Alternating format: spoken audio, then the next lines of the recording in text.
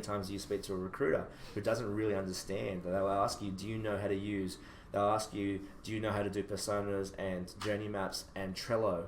Like, they don't go together. And then they'll say, and then I'll ask you the software, Sketch, and do you have experience with Lean? They'll start throwing all these words at you, and as long as you just go yes, they'll go great.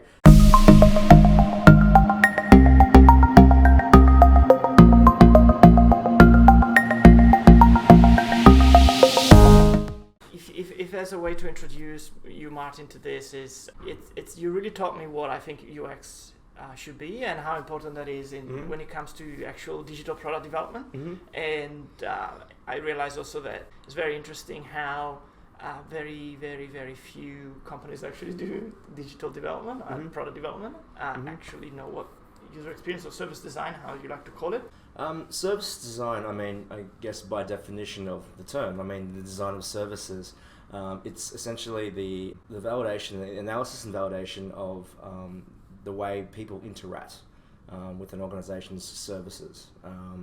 And so therefore, I mean, services is a very broad term, and it's very much things to do with everything from the way that they actually can communicate with an organization, basically by whether it be a website or whether it be an app. But it also extends itself out. It's a little bit more agnostic than that. It can also be the approach of a call center, or it can be a point of sale device, or it can be just walking into a room. So it's quite holistic, I guess, in how you can actually create delight basically with your customers. Yeah, I understand. Yeah. You touch a good point. It's a very holistic thing, but most of the time when people get involved into this, is you guys tend to be sandboxed onto a simple. We just need an app. We just need a website. Here's the problem with the way the industry has worked is that originally, I mean, the way the evolution of this space, and we call it experience design. It's something that I quite like using the term experience design as a whole, because it encompasses all of this. But originally, I mean, it was just good design was actually what all this was. Thinking of it's quite common sense, understanding what users, the people who would be using your product or service, would do or say, and you'd cater towards them. It originally wasn't straight digital, obviously. In those days, it could be just anything, and user experience as a definition was exactly that, how a user would interact with you. So maybe traditionally in the old days, service design actually was, what UX and service design were actually synonymous. Okay. As the progression and as it became more of an IT-led or digital process, it meant that UX was therefore very, very digital. So it's very much about product delivery now. Yep. So people who normally call themselves UX practitioners are more often than not digital focused, so websites, apps, and so forth. Whereas I think that when we talk about service design, there seemed to be a push where we realised that we could probably broaden that again. So we're going back to the way it used to be. So that's the reason why terms such as CX came into place, which is the customer experience, which is a bit broader than just digital. Yep. And then that became service design, which is a lot more holistic than that. So ultimately, if an organisation asks for a UX person, it's almost always digital. If they ask for a service design person, it might be digital, but it doesn't necessarily have to be. Do you find in the market here in Sydney there is a demand for service design, or is more likely still kind of UX? I think the problem is that they often say that there is a demand for it. They'll say that we should look at things agnostically and broad. I think that unfortunately, by the nature of the way business works these days, I think digital is always it's a digital first. So people often saying, talk about service design, but let's make it digital. Yeah. I mean, from a perspective, I understand that obviously people look at digital disruption as a possible source of new revenues, right? And obviously, they don't want to hear that maybe changing something in their call center can actually have the same output, because it maybe sounds less sexy. That's right. As opposed to saying, well, we've got a new mobile app or a new That's right. experience. So I understand that. So, do you have some experiences where you were actually able to do service design in a way you wanted, or what has been so far your best experience? I think that the thing is that it's really good. It's a good time to really differentiate the difference between service design and UX, or at least the way I see it, which I think is it's taken many years for me to kind of grasp this, because I think people have often, because we use the term so interchangeably, it can muddy the waters and be quite confusing. Yeah. So if you don't mind, I can actually quickly go into it. Yeah, sure, Okay, absolutely. Yeah. Okay. So for instance, as we said, UX is very, very digital focused product delivery. So there is essentially that constraint of it being digital, whereas we have service design being quite broad and the overarching interactions towards the services. So if you would imagine using scenarios, a UX, a service design problem to solve was, how do we say get a person to be able to apply for a home loan Yep. in a delightful format.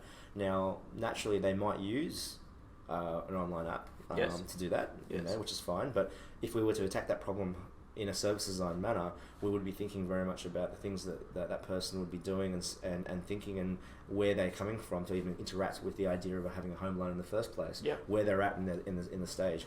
And then the idea of being able to speak to people on the phone, or maybe going Yep. into a branch. Yep. And we're thinking it without even considering the digital first, and then we're going into maybe it will be digital as a way to solve that problem. Yep. If we were to put the UX lens on, then that would be, there is an app, how do we make that app as user friendly as possible and as Yep. delightful for them to actually use that? Yep. Now, the skill set for both a UX person and a service design person is quite similar. Yep. The difference is, though, is that if you were to put on a UX hat when you're a UX hat when you were doing service design, you're constraining the way you're thinking. How do you solve the problem of making delightful? Yep. By coming in and saying it's going to be digital straight away. There are some instances where, and not very many, but there are some instances where digital Yep. probably isn't going to solve the problem. Say, when we talked about, I used an analogy where maybe in aged care, Yep. where sometimes we're talking about apps. Sometimes, maybe it's Yep. actually more of a seminar might actually be more effective than that. Yep. But if you're thinking UX, it has to be an app, you're constraining the problem. So you're actually not necessarily solving the overarching picture. Yep. You might make the best app in the world, but if no one's using it because your audience is 80, they're probably, Yep. it defeats the purpose. In turn, if you put a service design hat onto UX, which is something that I used to do many, many years ago, realizing this is why I got into service design, you start to kind of like sometimes be quite frustrating to the people who are trying to build something. You're in UX, you've got a budget for $350,000 to build an app, and then you've got this annoying person coming in saying, why does it have to be an app? Yep. Should it be an app? And that becomes quite frustrating as well. Yep. So I think that's the reason why the skills, and as far as the techniques that we use, as far as the tactics, and the level of delight that we want is a very, very similar skill set. Yep. But normally practitioners choose one or the other. So Yes. in most cases, when they ask for a service designer, sometimes it just doesn't end up that way, because they're already talking about it being an app. Yep. So it's very hard to really come at it from a true service design mindset without frustrating people. Yeah, I mean, it's really interesting, but to me, my experience has been a lot of the UX designers I work with, they are kind of graphics designer Mhm. that just change hat. Yeah. And I think obviously we work together, we've been able to talk through this, but every time I hear this, this looks really good, the user would love this, Yeah. without any validation. It obviously sounds like a graphics designer, Yeah. almost like Yeah. an artist. There's a real problem actually with the industry in the fact. I mean, I think in IT across all levels, there's that kind of that mythical unicorn that we talk about. The fact that we're looking for one person that can do many, many things. And the thing is that I think that I can understand why maybe to save costs, you think that having one person to do all these things is actually a great thing. But the problem is that especially in this space, the way that you think and the way that you approach a problem. If it's a service design problem versus a UX problem, and even more controversial is that UI role. Okay, Yep. So the thing is that you're going to see a lot of times you see UX UIs grouped into one. The Yep. reason why they're doing that is because there's that term user. So user, and user experience, and then even user UX has been broken down now into user researcher or user tester and all these type of things as Yep. well. They're all essentially, there used to be one role. Well, actually, there never should have been, but there should have been. There's always one role that did all those things. Yep. But what that really meant was one person who pretty much did the pretty stuff. One person who cared about people. Yes. So they also ended up being stakeholder managers as well, because Yep. they ended up speaking to clients, and it Yep. was this kind of crazy kind of role that never really should have existed, because it's a different mindset. Yep. So in the UI space, UI user interface, again by definition, is the way that the person interacts with that as an interface. So, we're talking very yep. digital. Okay. UI. If I could put the hat on as being a UI person, should have a really strong knowledge of best practice design as a whole. Yep. They understand the best way for a person to be able to find things online, and it's actually probably more aligned. A UI person is probably more aligned with an engineer than actually with an actual UX person per se, because they're talking about how can I actually best present this to the public, and so they'll use it in a way that's actually most effective. So you know how the technology changes in the engineering space all the time. So maybe what was really cool, 2 years ago, 3 years ago, is not so effective now. And maybe things that are actually very usable. I mean, take you back to the old days of website frames. Frames was a very great usable thing, but a very bad accessible thing. So as a delivery, it was messy, but as a way of a person interacting, it was fantastic. So UI people should be focusing on that stuff, and they're basically and after the UX person has validated it with the user, they come back and they'll say, this is what we need on the page. The UI person works that out. Having one person do both of them, in a way, you're validating your own work. You're almost like saying, I actually went out and found that the users want this, and I'm now going to design for that, and then I'm going to test that, and I'm already going to be basically kind of, in a way, I'm already tainted, So you haven't got that kind of like that really nice, robust kind of like, push-pull on that space. So one role for the entire user space is actually quite incorrect. But unfortunately, because I think that maybe it's cutting costs, and maybe it's because a lot of people aren't quite mature enough to understand that UX is actually an end-to-end process. You should be engaging with UX all the time. People often think, oh, can we have 2 weeks for UX? And I think UX ultimately is just tell us what users want, thinking that it's a magic pill. Give us a wireframe, which is basically just design it in their way, design it, and then it's done.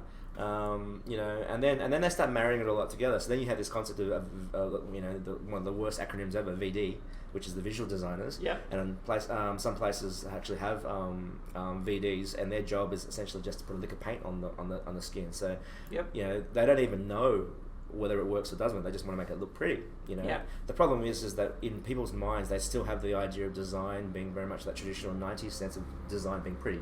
So that's why UX people, UI people, every one of those roles are all essentially about making things look pretty. Doing wireframes as design, making buttons, and then giving it to an engineer to build. Once again, as we know, that's not the best way to do things either. Isn't it funny, because you're absolutely spot on. I mean, it's about doing things pretty, but then when you go and ask a question, that's the typical why questions of why would actually users use this thing? Yes, it's very pretty, it's amazing looking, but why would people use it?